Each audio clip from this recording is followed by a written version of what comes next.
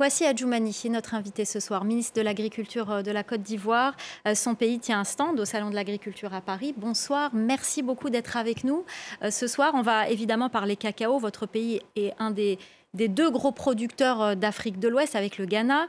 Tout d'abord, la hausse du prix du cacao a-t-elle profité à votre pays? Merci. Vous savez très bien qu'au niveau de la Côte d'Ivoire, nous avons choisi d'adopter la politique de vente anticipée. Et les ventes anticipées tiennent compte des cours précédents. Ce qui fait que les ventes qui vont venir vont permettre aux producteurs de bénéficier de tous ces avantages aujourd'hui. Donc cette hausse va avoir des répercussions? Ça va avoir des répercussions nécessairement sur le producteur. Mais voyez-vous, le président de la République a décidé que 60% du prix CAF soit reversé aux producteurs. C'est ce que nous faisons, même en fixant le kilogramme de cacao à 1000 francs. C'était plus de 70% du prix CAF qui avait été reversé aux producteurs. Mais je suis convaincu qu'avec ces cours actuels, si la tendance est haussière, incontestablement, ça aura une répercussion positive sur le prix du kilogramme de cacao pour la campagne à venir. Alors, les capacités de production sont-elles suffisantes pour répondre à la demande? Cette année, il faut le dire, nous avons connu, à l'instar des autres pays producteurs de cacao, une légère baisse. Une baisse de l'ordre de 20 à 25%. Mais cela s'explique par le fait de dérèglement climatique. Et nous avons également, notamment. Oui, la sécheresse. Il fait très chaud actuellement dans nos pays. Et nous avons également des vergers qui sont vieillissants.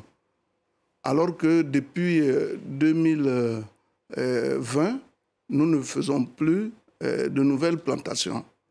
Et là-dessus, nous nous sommes retrouvés il n'y a pas longtemps avec le Conseil Café-Cacao et donc certains chercheurs pour trouver la solution. C'est-à-dire, nous allons renouveler les vergers. Et les plantations qui ont été décimées par la maladie de Scholen-Schott vont être remplacées.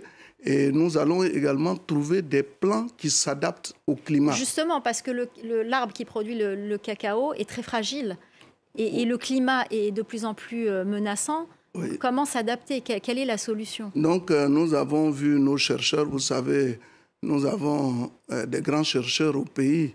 Et le CNRA, le Centre national de recherche agronomique, avec bien sûr d'autres experts, sont en train d'y travailler. Trouver des plants qui puissent résister au climat, quel que soit ce qui va se passer.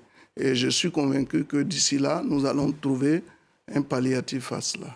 Alors la fève de cacao rapporte beaucoup moins que le chocolat. Oui. Où en est la Côte d'Ivoire dans ses efforts pour la transformation sur son territoire? Je voudrais vous faire savoir que lorsque le président Alassane Ouattara accédait au pouvoir, nous étions à peu près à 50 000 tonnes de cacao broyé. Aujourd'hui, nous avons la possibilité de broyer 600 000 tonnes avec une capacité de broyage de l'ordre de 1 million de tonnes. Donc des efforts sont en train d'être faits. C'est vrai, quand on broie le cacao, on en sort du beurre de cacao, de la poudre de cacao. Ce n'est pas encore le produit fini.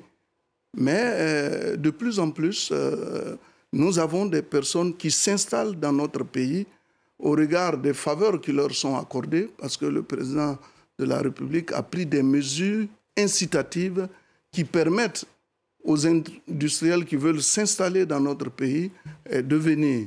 Et je crois que de plus en plus, on assiste donc à une ruée d'investisseurs qui veulent venir s'installer en Côte d'Ivoire et transformer notre cacao pour que la plus-value puisse rester dans notre pays.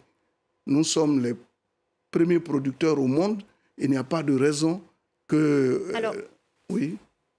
Je vous interromps parce qu'il ne nous reste plus beaucoup de temps et j'ai très envie de vous poser une question très importante qui n'a plus rien à voir avec le cacao, mais sur la souveraineté alimentaire.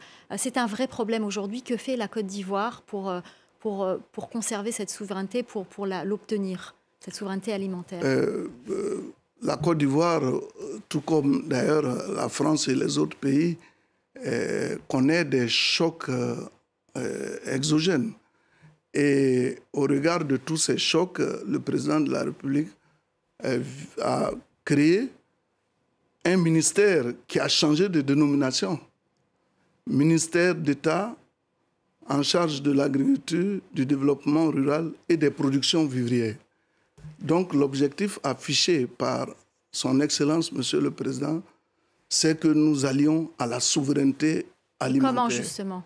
Mais la souveraineté alimentaire nécessite que nous devons produire ce que nous devons consommer.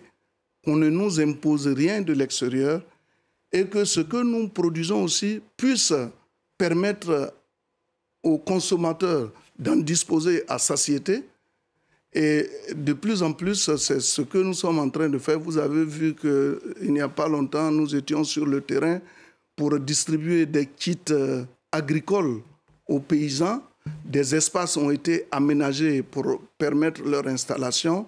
Nous avons également décidé de produire en toute saison à partir de canalisations qui sont faites et également soutenir notre production à la base. Je pense que c'est de cette seule façon que nous pouvons atteindre nos objectifs de souveraineté alimentaire. Nous y croyons. Et nous sommes engagés pour cela. D'ailleurs, il y a des moyens qui sont dédiés à cela. L'ABAD intervient pour nous soutenir dans le cadre d'un appui budgétaire. Il en est de même du Japon et de bien d'autres pays, merci. La BOAD et autres. Merci beaucoup, Kouassi Adjoumani.